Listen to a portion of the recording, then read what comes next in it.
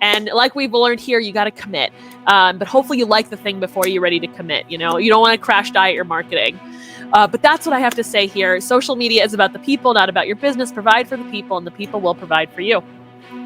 So when plugging that in with business, first doing it for my podcast, then as a guest on other people's and creating strategic alliances from it, this has single-handedly grown my business by millions of dollars in revenue and has done the same for my clients, all from the comfort of doing so in my boxer shorts at home, right? It means that I didn't have to go anywhere. I had my mum, which is why I moved back to the UK, developed stage 4 cancer, so I didn't have the ability to be traveling around doing all of these events. So sitting in my kitchen, which is where I started all of this, was how I was able to do this.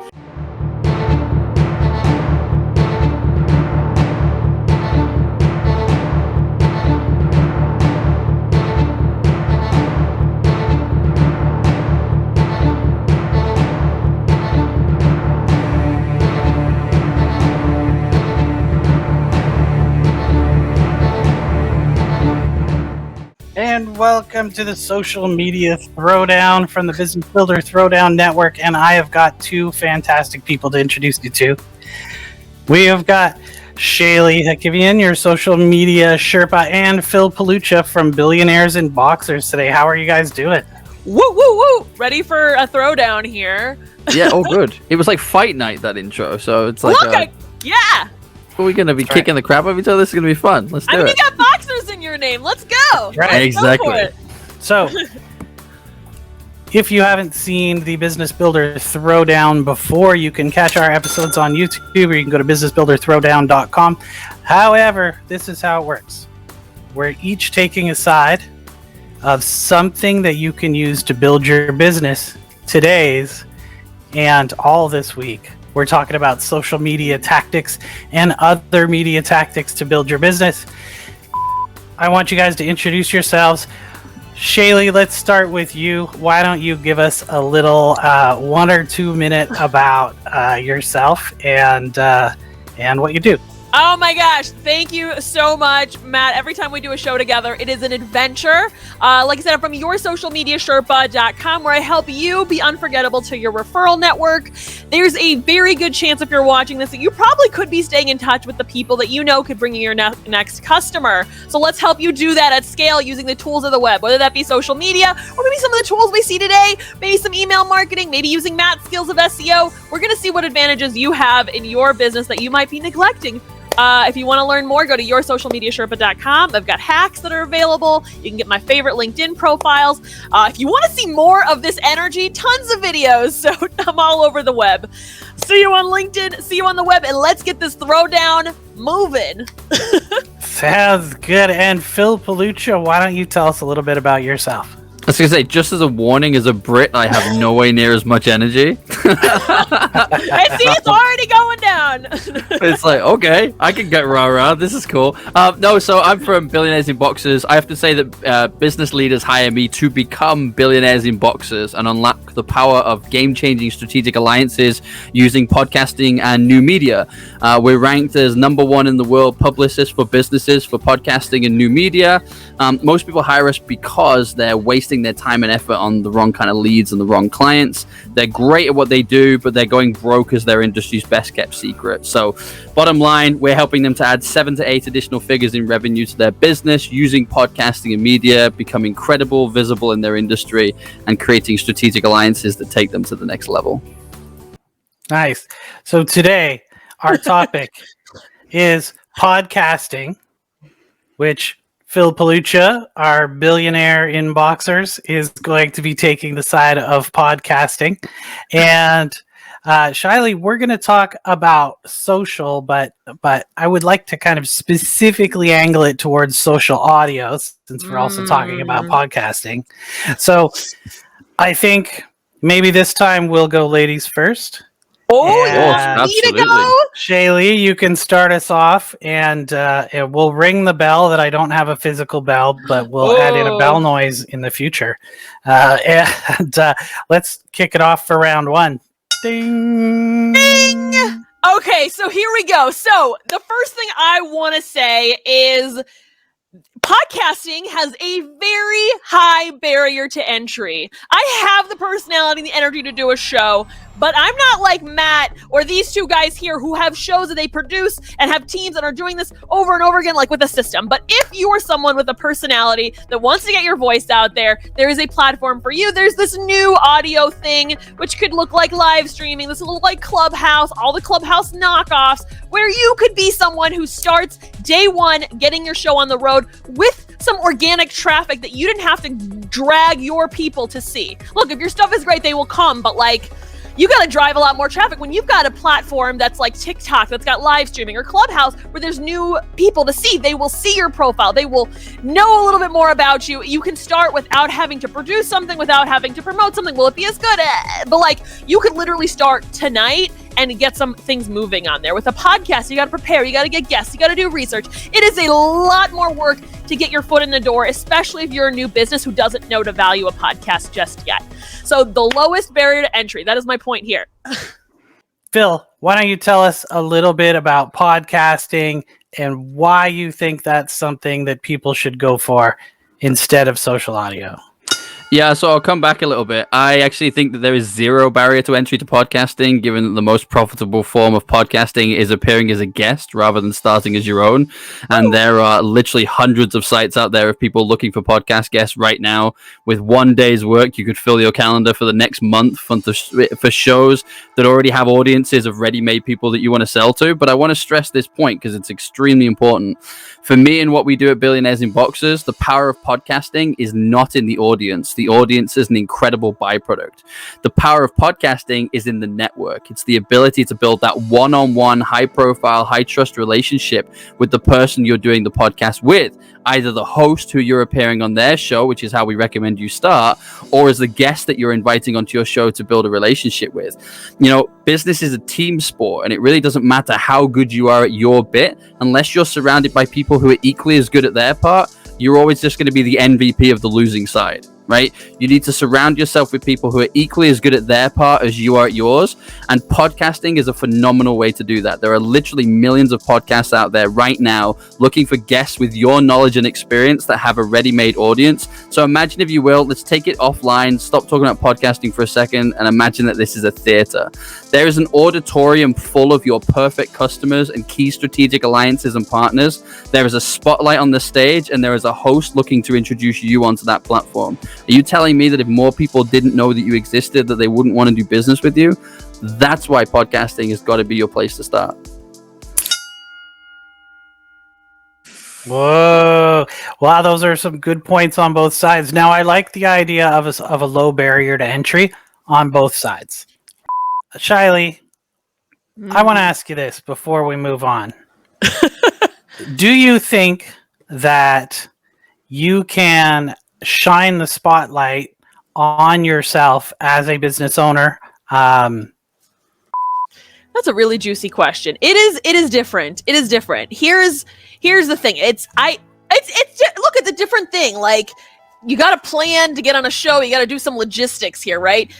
I can go into a room and shoot the shiz with someone really, really cool and start a conversation with them, and that can turn into something. Is it as scalable as what you're saying, Phil? I know you're going to be like, massive audience is fine, but like, there is something magical to being able to network with people that you want to idolize. So like, not to say that she's going to open up my entire world of business, but it's cool that I've been able to talk to like Patty Stanger, the millionaire matchmaker. My friend interviewed Dane Cook the other day. I'm like, what? This is not something that I could access. I'm never going to get on one of their shows. Not that I should strive for that, but there is an accessibility there, which is really what social media did in the first place, right? I can't get on everyone's show. Do I need to get on everyone's show? Absolutely not. But I can start having a conversation with people who don't normally open up their phone lines for things like this. Oh, Phil, let me ask you a question about that also. Now, we talk about massive audiences with podcasting, right? Except that there is basically no accurate way to track how much audience there is for a podcast, how long that they have listened. So it's not like YouTube where you can get drop-off points, and you can see if you look at any YouTube video, the first 30 seconds, in some cases can be anywhere from 70 to 95, 98% drop-off. So if you're getting that on a podcast, but you're tracking your podcast with downloads, then it was still downloaded but they didn't listen to it, right? Agreed. So how do you overcome that analytical barrier with podcasts where you would have that information through social media? Yeah, I think it's a great point. I mean, it's going back to what I said about, I don't use it for the audience, I use it for the network. So within the first 30 seconds of a podcast, I teach my clients to do what's called a pitch slap. And that's pitch slap is they'll feel it when they hear it, right? Slap them across the face with why they should stick around and listen to this. So as an example, because I think it will give you the answer to your question, my pitch slap is, over the next 20 to 30 minutes, I'm going to show you how to make 7 and 8 figures in additional revenue from a podcast, even if it's got 0 listeners. Because it's not about the audience. The audience is an incredible byproduct. If 5 people listen, fine. If 5 million people listen, fine. My relationship is being built with you, the host, and it's one of those 3 Ps. So they're either becoming a purchaser, a partner, or a promoter. So just to go back to your point in terms of you can meet really cool people that you would never get on their show, and you would never come on their show. I completely agree with you. I guess this comes back to, why are you using these platforms in the first place? If you're using it to try and learn something, then absolutely those audio channels are great, because that author that you love, that you've watched all their seminars, you get to go into a clubhouse room with them, for example, and ask them a question directly. That's a really powerful tool. I love the fact that you can do that. But if you're trying to use this for business growth, you're trying to use this to build relationships, win more customers, get more credibility, make sure more of your market know that you exist, getting in a room with somebody big and asking them a question is not going to do that for you. Getting one-on-one with someone that's going to elevate you and you're going to cross-promote each other is absolutely the way to do that. So I really, really like the term pitch slap, by the way. I'm just saying that it has kind of an odd connotation to it. But the funny thing about it, though, is it's basically pattern interrupt, right? Correct. Because if you listen to enough podcasts, especially of the same podcast, you kind of start to get the rhythm of what's going to happen on each podcast. And I'll tell you, most podcasts that I listen to, if I'm like searching for a certain topic and I start listening to podcasts, I can immediately tell if I need to skip the first 5 minutes. Yeah, exactly. Like in the first 5 seconds, I can tell if I need to skip 5 minutes, right? Mm-hmm. And then if they don't hook me in that, I'm skipping a few times. They don't hook me in there, I'm out, right? Yeah, I'm so with you. And yeah, you gotta have that pattern interrupt. Now, on social media, pattern interrupt is just as important, right? Because how many things do people thumb scroll past or slide past every time they're on social media? What you need. Hey, so let's move on. Let's go to round 2. I'm going to pick up on the strategic alliance point, because strategic alliances are an incredible way of scaling your business. Our goal over the next 10 years, over the next 12 months is to reach $10 million US, and we're going to do so with $0 in advertising spend. And as we were discussing off air, I don't really use all of my social media accounts all that much. I probably post once or twice a week, because the vast majority of our business comes from referrals and strategic alliances. And for me, this is a phenomenal way of engaging in those conversations and finding those partners, right? So I have a phrase that I use, which is NCPs, your non-competitive partners.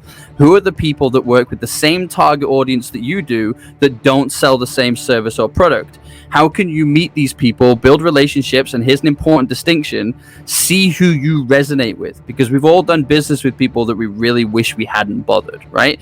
And by getting in those podcast conversations, meeting people on their show, having them on your show, building that quick, high-profile, high-trust relationship with each other, you're going to know from your gut feeling and your instinct within a few minutes whether this is someone you want to spend more time with or whether it's not. And if it is, it's a very natural progression to say, we know more about each other now. Let's have another call to explore how we might be able to cross-promote each other, help each other's businesses grow, make some introductions.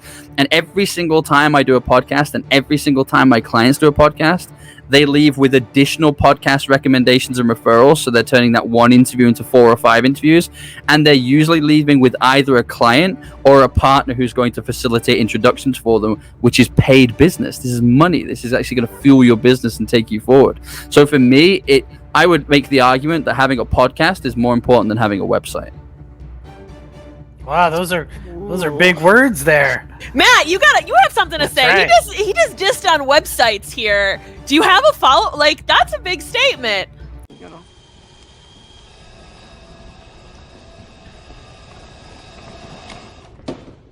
How about no? there's always different things you can do for different industries, but I would say in a 2021 world, not having a website is basically the same as being someone who you cannot verify as a good person to do business with. Agreed, but I'd say the same about appearing as a podcast guest or having your own. That's true. I'm not saying you shouldn't have a website. I'm saying you should have a website and a podcast, or That's at least right. a podcast presence. They can hold hands. They can be friends. Cheers, my man. Cheers, Mew. But you should also have social media accounts, I would say also. But hey, Shaily, let's see what you got to say. Are you ready? No, this is interesting. Look, I'm going to be upfront. Do I have a massive, is that my game? No, do I like guesting on shows? Absolutely. So I do value podcasts. I think there's a lot of magic to them, especially disseminating information that your people didn't know, and they can watch it over and over again afterwards. I know that things like Clubhouse, you don't have that same effect. Absolutely not. But you can start the conversation. You can have people look at your profile. You can have a sense of who people are. It's interesting. I would say this. I have just so many thoughts here. I would say this on the front of the data validation. Like you said, maybe the audience isn't the thing that you're going for, but like there is a nice sense to see that there is very clearly more people in the room. Getting people to show up to a live stream is like getting people to show up to an event. With a podcast, you have to drive traffic to it. Look, I know it's not your game exactly, but like with a Clubhouse room, I can see that there's 60 people who are following my favorite coach, my favorite star, whatever, who might want to talk to me. And when I go up in that room, I can ask a question and people can see who I am. Did I need to plan that? Did I need to coordinate that? No, I just need the chutzpah to get up there and raise my hand and say, I have something that you need to hear. And I can do that on my schedule. It's a more passive way to start up using your voice without having to negotiate all this other stuff. And I would say it's probably a much easier barrier than for someone to say, oh, I'm going to do a podcast, because not everybody is going to love talking. Not everybody is ready to make social media content promoting their podcast. It takes so many different skills to do a podcast. You got to be a producer, an editor. You have to do some graphic design. You have to know the technical of how to put stuff out there. You don't need any of that stuff to put your voice out there to a room full of strangers just to see what it's like. One of the things I see with my business owners all the time, it's like, oh my gosh, I am scared to put themselves out there. There's too many things that they're supposed to do in a business. And I feel like there's a lot of pressure to do a podcast, but they are not at the place where they need to start. If they're going to pick something, there's easier things depending on what their business is that they can do, from emails to, I have one client who's doing matchmaking on Clubhouse. She's loving it. She's on Instagram. Like, that's a better spot for her. So would I tell everyone to go out there and do that? It's a way harder thing to test than I would say to get into a Clubhouse room to see if you even like hosting. So in terms of what a small business owner should do, play with something small before you commit to this medium as your way of putting out goodness to the world. All right. Can I come back? It's happening. There's so many things I want to respond to there. Can I come back? Am I allowed? I feel like, I feel like I'm in the middle of a sales pitch, and look, if it gets you what you need, great. But like, that's something to keep in mind too. That's something really interesting, right? Like, you're here because you know, and probably me, probably Matt, like we're talking about something here, right? So it's a delicate nature of coming off salesy and not too salesy. And it's interesting. And I find it interesting how you play that world. Also, as sales pitches go, if you want to learn more about the Business Builder Throwdown, you can go to www.businessbuilderthrowdown.com. There are tools you can use to grow your business. There's episodes you can watch. You can even sign up to be a guest. So go to the businessbuilderthrowdown.com website, which also, by the way, has a podcast that is coming out shortly. Of course. That's going to be called 7-Minute Jabs. So interesting story. Have you ever seen the movie There's Something About Mary? Yeah. Very older movie now, but yeah. Are you talking about the hitchhiker? He picks up the hitchhiker who's going to make the video instead of, he says at the video store, you see two videos. One is 8-minute abs, one's 7-minute abs. Which one are you going to pick, right? You want your workout in 7 minutes. So it's actually 7-minute jabs based off of the I love that scene. I love from how movie. he gets so annoyed too, because he's like, well, it's great until someone brings out 6-minute abs, and he's like, no, who's working out for 6 minutes? Anyways, that's where the name came from. But go ahead. Right, so we'll get ready for round 3, but there was a couple of things that you said that when I was listening to them, I was like, actually, I don't agree with that. So Fine, come at me. The first thing is, you mentioned about the clubhouse room with 60 people in it, right? But that's not necessarily good, because you also mentioned that there are other people who have imposter syndrome, or they're slightly scared to put themselves out there. Having a one-on-one conversation with somebody on a podcast is far less intimidating than putting your hand up and speaking to a room of 60 people if this is your first time starting to put yourself out there to have a conversation, right? Driving traffic towards it, okay, I agree. However, it's not evergreen, and as top of not being evergreen, you've got to now match in with time zones. So in a global world where we're wanting to do more global business, if you're trying to go on into Clubhouse when you can, what's the chances that everybody in the world is in the room at that time? Whereas with a podcast, it's evergreen and people can listen to it at whatever time they want to listen to it. They can replay it over and over again. And I want to make this point. You mentioned about you need to be everything. You need to be an editor, a producer, a promoter, a social media, not as a guest, which is how I'm telling people they need to start. As a guest, you need to have the ability to have the conversation that we're having right now, one-on-one with somebody. And given that everybody's just been through COVID and has now become extremely Zoom consumed, and has been having these conversations with clients, customers, and everybody alike, everybody now has zero barrier to entry to doing a podcast interview, because you just go on Zoom, have a conversation like this, and someone else is going to do the cross promotion for you. Now there's probably a distinction that needs to be made there. And I mean, our topic today is podcasting versus social audio, not podcast guesting or podcast hosting. Social audio. Now, podcast hosting, I think that's still valuable. However, I think podcast guesting is something that is both extremely rewarding if done right, but a massive waste of time if done incorrectly. I completely agree with that. That's why I have a business. That's right. Well, I've seen people who have been asked to pay to be on podcasts. Oh, it's disgusting. Yeah, pay to play. It's disgusting, isn't it? They're like, well, it'll be $68 for us to edit this episode. And I'm like, if you're charging somebody to be on a podcast, then you've not understood the power of podcasting. Well, and you don't understand how the platform works. No, right? exactly. You know, it's like, I don't know. It would be like charging anyone for anything that's already free is ridiculous in the first place. But well, they're not really there to be a podcast, and they're not really there to make connections. What they're there to do is generate leads for their business from people who want to be guests on shows. Yeah. Right? Which is completely different than finding guests because you want a good podcast, or finding guests because you want to make connections. Finding guests as lead generation is poor, right? Yep. Now, it is. It's so gross. Yeah, it's happened. I've seen it. I know. I've seen it. It's ugh. Oh my god, this is so gross. It's kind of creepy. Like it's creepy. Like creepy. when you go out, you know, like Shaily, you and your girlfriends go out somewhere, and some dude's trying to slide up into your conversation when you're just trying to hang out with your girls. It's stop. creepy like that, right? It's just not. It's worse than not that. You should it's do. like some guy chatting you up when you're trying to have a conversation with your friends, and then making you pay for the drinks. That's right. They're asking you to give them money. Yeah. Hey. Can I tell you, I was in a clubhouse room. I am on club. I was on there early. I tried to get on there last summer, so I've been watching this thing for a long time. And I was in a room, and this lady was like, great talker like you, Phil, with like a lot of energy, and I want to empower people, and I want to do some stuff. She's like, and I want you to be on my show, and made herself seem like royalty.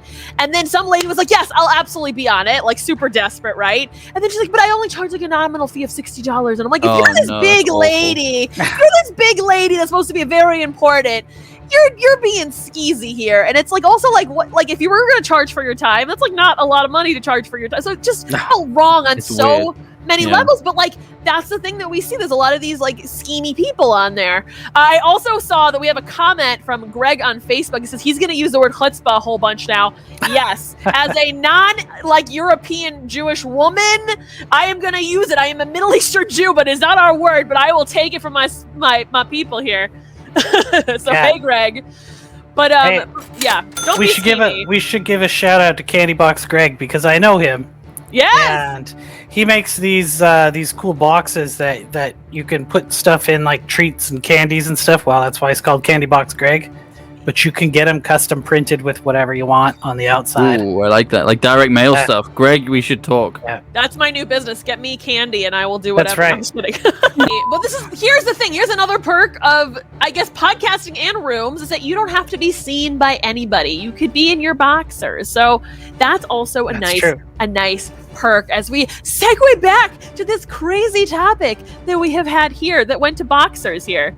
All right, so let's get back on track a little bit. I love it. I think we should start round 3. Ding. Oh, was that not round 3? That was round 2. 2.5. So round 3. Shaily.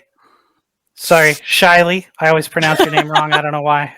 I want you to tell us about social audio. What else you've got for us. It filled us a void that we all were missing. We were in the midst of a crazy pandemic where there were no conferences. And if you looked around the corner in my apartment, there is a bunch of you have it. Lanyards. There's probably like 100 lanyards from conferences I used to go to pre-pandemic. And those moments and opportunities to bump into people and say hello and make friends with new strangers were very hard to come by. I miss the days of going to the conference bar at the end of the night, hoping your icon and your favorite idol is just sitting there drinking. I used to do that all the time. And that went away. And what all of this audio that came in did is it gave us a place to bump into people and meet folks. Whether you're an extrovert who is not scared to get out on a show and say something, or if you're an introvert and you just want to sit and listen, right? You can't be on someone's podcast, just sit there and listen and not say anything, right? Is that it gave space for different people to put themselves out there without having to show up, dress up, deal with their kids or whatever. It gave us a space to have those conversations on our own schedule in that organic way that we missed during this crazy pandemic.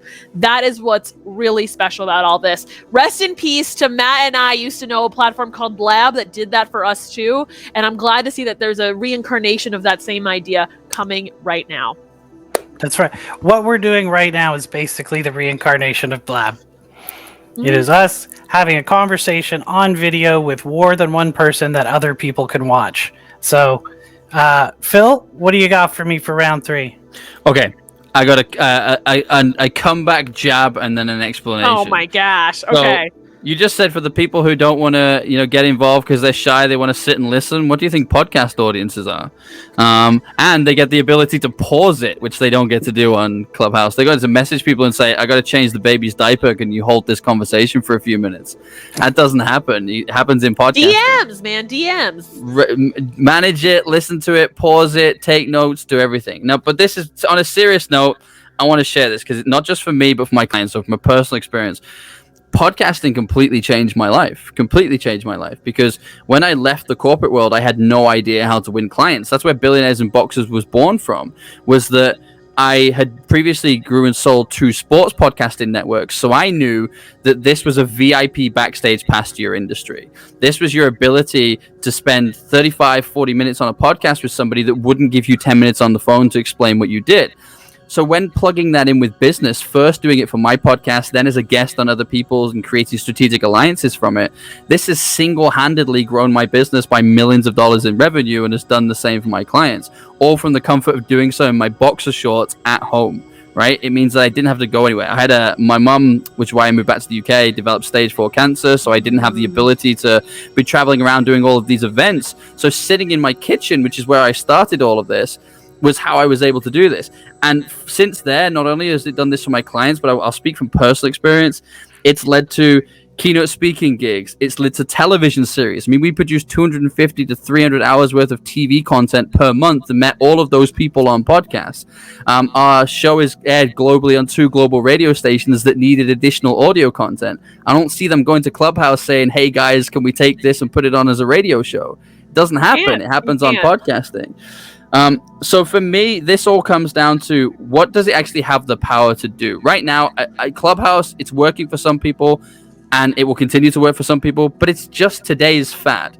Podcasting's been with us for the past 10 years, is continuing to grow. The number of podcasters across Africa and Southeast Asia last year doubled in size, but it's still only half the size of the podcast audience of the US. So it shows you how much further these markets have to grow.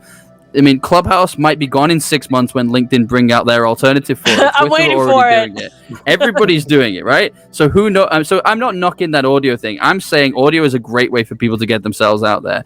I'm saying that creating evergreen content that can be repurposed for marketing, you can create strategic alliances, meet new people, find new guests, find new clients, and is proven to fuel your business. It has to be something that's built in as part of your strategy, either by starting your own if you're brave enough, or if you're not, by implementing a strategy that's going to work and is appearing as a guest to go and speak to other people's already established audiences. It has to be up there. I have a couple things to add here. Now, I love podcasting, right? Obviously, lots of room for growth. Just on Apple Podcasts, there's more than 2 million podcasts. However, there is something that is missing in the podcast world that exists in the social world, and that is virality. It is very difficult to have a viral podcast, right? Unless it goes viral through social media, right? And now that's a difficult thing to do. And on the social media side, you also have podcasts are now available on Facebook, right? That's being rolled out. There's a lot of podcast integration between places like Spotify. And, you know, I can see LinkedIn probably doing something with podcasts or audio coming in, but you can always broadcast it as video. There's video streaming on the social platforms also. So there's a lot of interesting things happening on social to do with podcasts. And of course, as with most things on the Business Builder Throwdown, it's not really an either or, like, should I do this or this? A lot of times it's, you should probably do a little bit of both. Exactly. Right? But I think you also need to be good at something before you move on to the other. Right? So what we're trying to determine is which of these things is the best way to grow your business. Okay? And so I want you guys to keep that in mind as you give your last word. And Phil, why don't we have you go first? It's interesting because it depends on what stage you're at in business when we're asking that question. If you're starting as a complete newbie and you've got nothing, you just need to start meeting some people and learning some things, then actually it probably is good to go on Clubhouse and start having those conversations with people.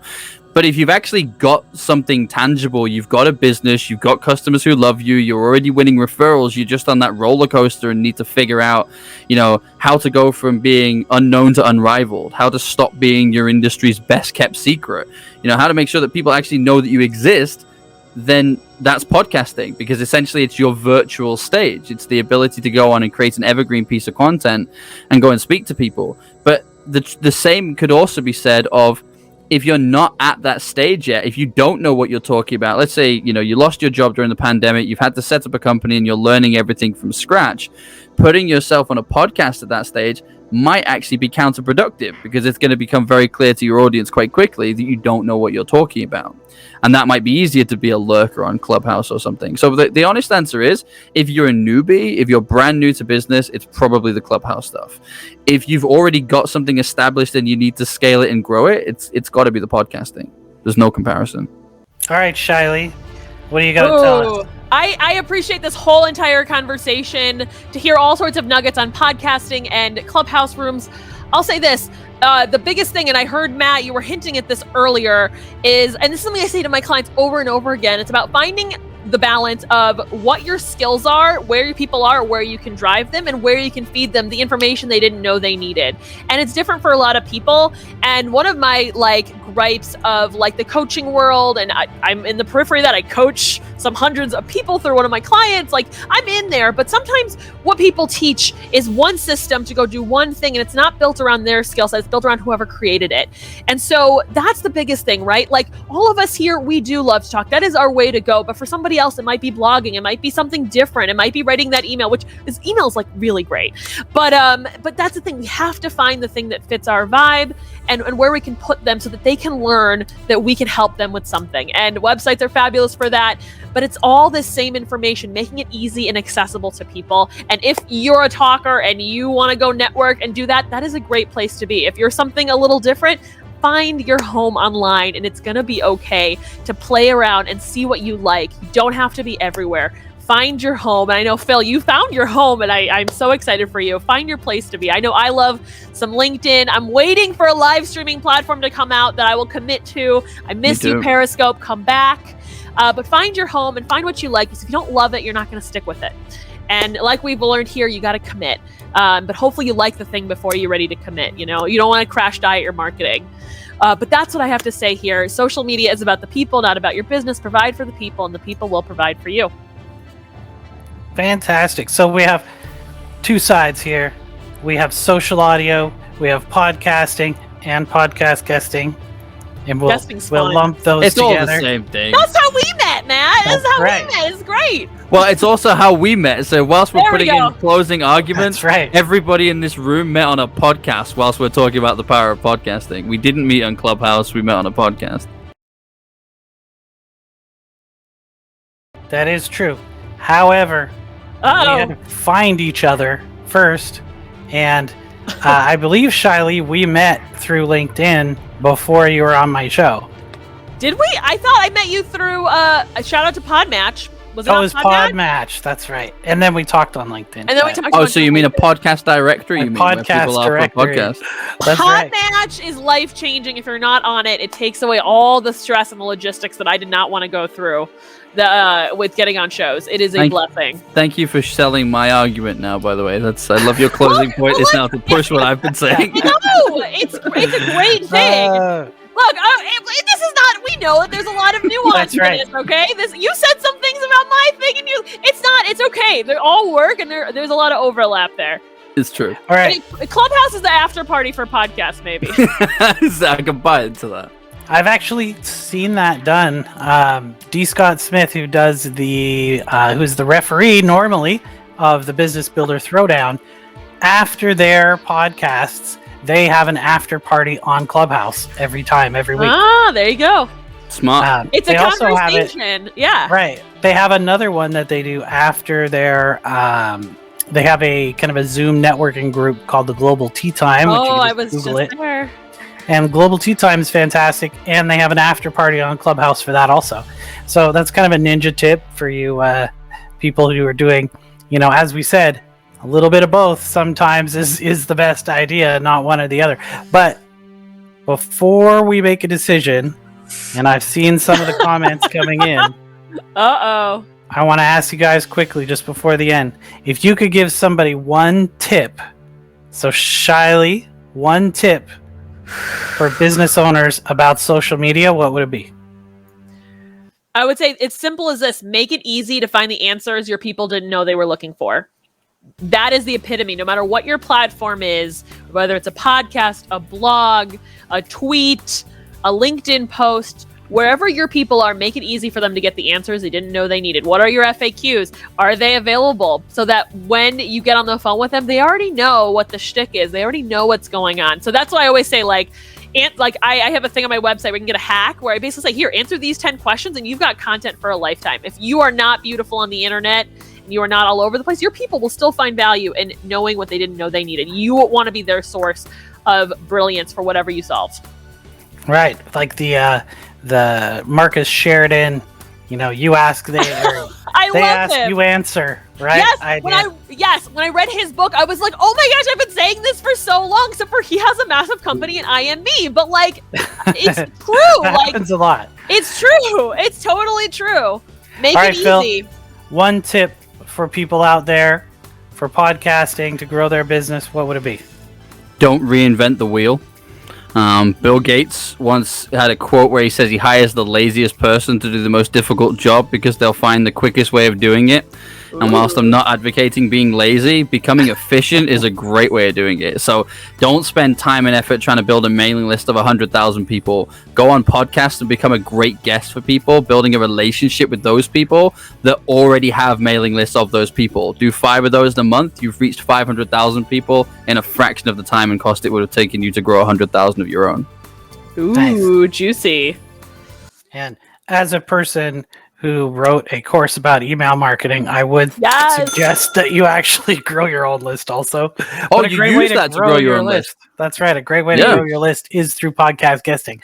So, for the very first inaugural episode of the Social Media Throwdown, who's it going to be? Is it going to be Shaily with social audio or Phil Pelucha with podcasts? There's concept here. I gotta leave some space for the drum roll sound effect when we edit. Boom.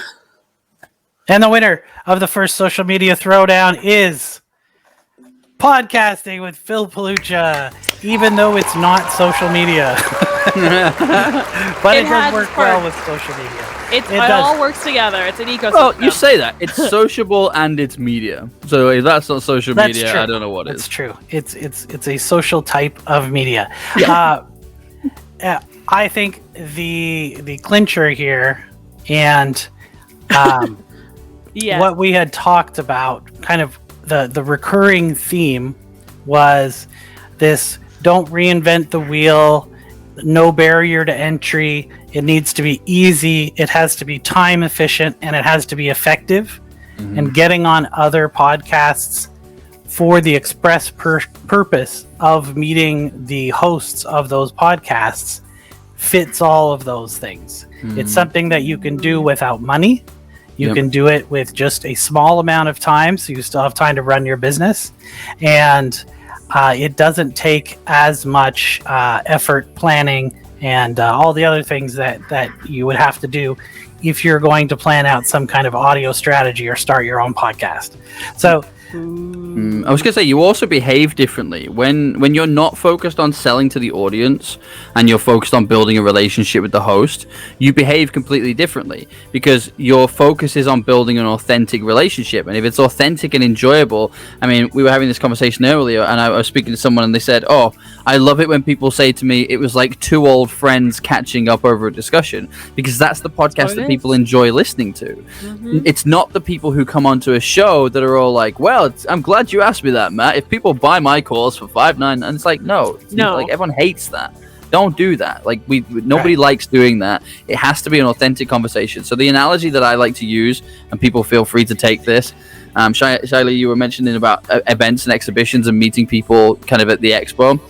I like to take that same analogy. Imagine that two people have met up at an exhibition. They're going to go and grab a coffee. They're going to go grab a beer. And someone's going to pull up a chair and sit at that table and listen to the conversation. That extra chair is the audience. You two are having a conversation. If you do that via every interview and you build those relationships, it is authentic content and the audience do want to engage and buy. But the point is, you've already won from the relationship. I had a client just the other day, and he's a record winner. In fact, if you go to my profile, there's a guy called Kyle. He's literally the last person who left me a recommendation because this happened like 3 days ago. He did one of my workshops, and he had a podcast that booked a guest appearance the hour after he did the workshop. He plugged in what it is that I showed him how to do with this. Do the speak to the host, don't speak to the audience. And the host rang him back 30 minutes later and became a client, paying him thousands of dollars with his services. This is before the podcast is even edited or released, just off the back of the authentic relationship that the two of them have built together. So that's why I love this so much. It's why I'm so passionate about it. It's people by people.